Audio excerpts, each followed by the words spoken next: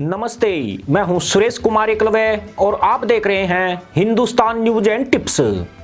आज से पहले ही आपने किसी देश के पीएम के मुंह से नहीं सुना होगा कि उनके देश के नागरिकों ने विदेशों से कितना पैसा देश में भेजा है। दुनिया का कोई देश महीनेवार ऐसे आंकड़े जारी नहीं करता है, मगर पड़ोसी मुल्क हर महीने ढिंडोरा पीटता है कि इस बार कितनी रकम मुल्ला जमात ने विदेश से भेजी है। लोंडा इमरान यह भी बताता है कि उसके देश के टोपीबाजों ने किस देश से कितनी भीख हासिल की है। यानी भिखारियों का स्तर इतना गिर चुका है कि लाइसेंसधारी भिखारी भी शर्मिंदा हुए जाते होंगे।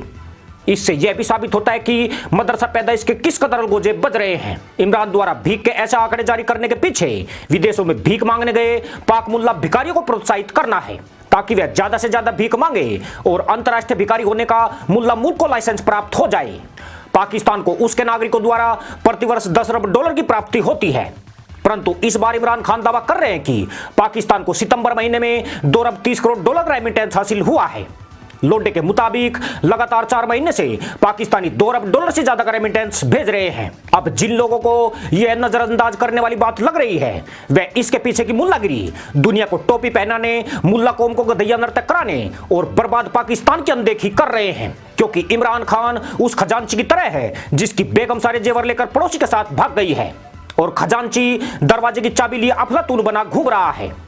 इस जाहिल मुल्ला प्रधानमंत्री की बेगम तो नहीं भागी, मगर दोनों हाथ नाड़ावी इन सलवार को थामकर टोपीबाजों का ध्यान जरूर भटकाया जा रहा है।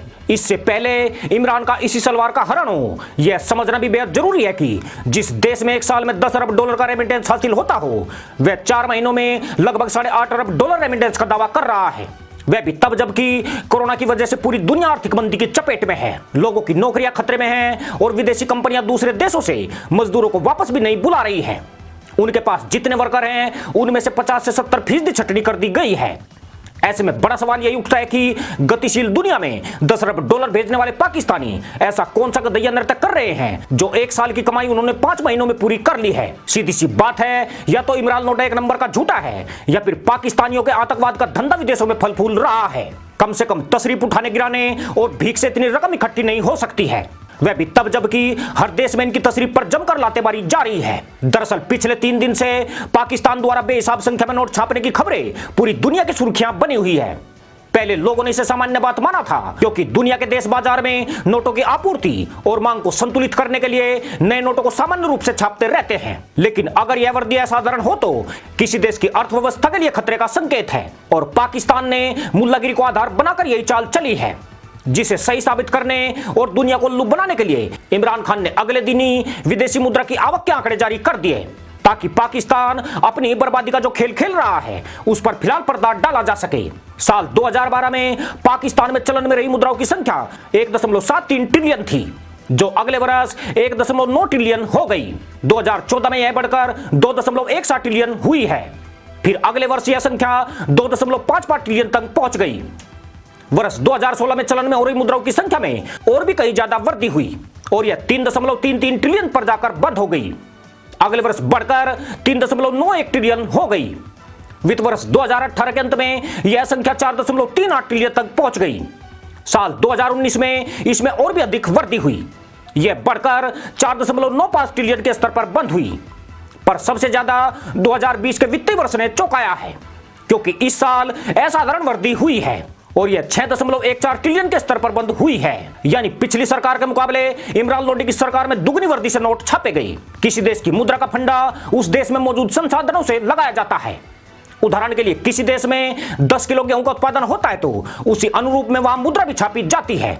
यानी 10 व्यक्ति गेहूं खरीदते हैं तो उन्हें उतनी रकम का भुगतान करना पड़ेगा। अगर 10 किलो गेहूं की अपेक्षा नोट 15 किलो गेहूं के मूल्य का छाप दिए जाए तो स्पष्ट है कि महंगाई बढ़ जाएगी, क्योंकि लोगों के पास पैसा ज्यादा आएगा तो फिर उनकी क्रय शक्ति भी बढ़ जाएगी। सरकारें इसके लिए पूरे देश के संसाधनों की गणना करके मुद्रा को जारी करती है, जैसे कि 3 साल पहले जिम्बाब्वे और आज वेनेजुएला में हो रहा है, जहां 1 लाख रुपए में मात्र 2 किलो आलू बिक रहा है।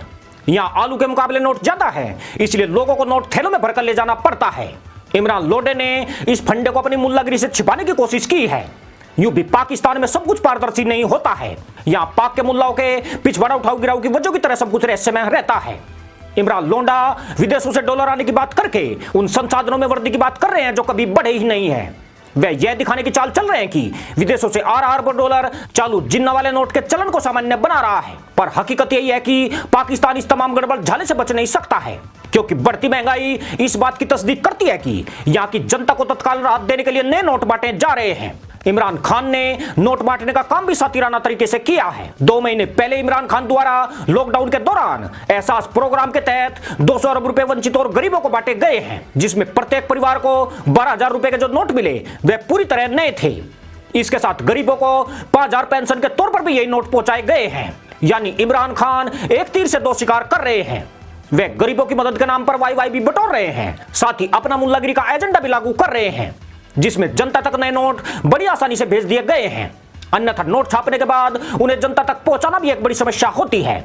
इमरान ने फ्री में नोट बांटकर यह काम बड़ी चालाकी से पूर्ण कर लिया है। अब 4 महीने में दुगना रेमिटेंस का दावा करके इमरान दूसरा बड़ा गेम खेलना चाहते हैं, मगर हालत यह है कि पाकिस्तान खुद ही अपनी बर्बादी की तरफ कदम बढ़ा चुका है, क्योंकि इमरान खान फ्री में नोट बांटकर अपनी जनता को कुछ दिनों के लिए पैसे वाला बना सकते हैं, लेकिन उसका वजूद पूरी तरह आयात पर निर्भर है, जहां पाकिस्तान के जिन्ना छाप नोटों की कोई वैल्यू नहीं है। दुनिया के देश इस कचरा नोट की बजाय डॉलर चाहते हैं, जो कि इमरान सरकार के खजाने में विलुप्त हो रहा है। विदेशों से पाकिस्तानी भिखारी थोड़े बहुत डॉलर भेजते हैं, पाकिस्तान स्टेट बैंक उनके बदले नए जिन्ना छाप नोटों को थमा देता है। मदरसा पैदाइश खुश है क्योंकि $1 के बदले उन्हें 160 रुपए मिल रहे हैं। साथ ही इमरान सरकार भी इन्हीं डॉलर से जैसे तैसे आयात का जुगाड़ भी कर रही है। पिछले दिनों रूस से पाकिस्तान ने 2 लाख मीट्रिक टन गेहूं खरीदा है। शुरू में पाक सरकार ने यह गेहूं उधार मांगा था और इसका भुगतान मैं ब्याज के देने की गुहार लगाई थी, मगर पाकिस्तान का फंडा हर कोई देश समझ रहा है। उसे सिवाय चीन को छोड़कर कोई भी उधार देने के लिए तैयार नहीं है। यहां तक कि पाकिस्तान को कर्ज देने वाले देशों ने भी अपने कदम पीछे खींच लिए हैं। बेशक इमरान खान कितने भी और कैसे भी दावे करे, दुनिया समझ चुकी है कि यह मुल्ला जाहिल और झुमरू भी है। झूठ बोलने की आदत तो इन्हें विरासत में मिलती है, इसलिए इनके झूठ से मुल्लाओं में गधैया नृत्य तो हो सकता है, पर ईद का चांद साल में एक ही बार निकलता है। इसी के साथ अनुमति दोस्तों, जय जवान जय किसान जय हिंद वंदे मातरम।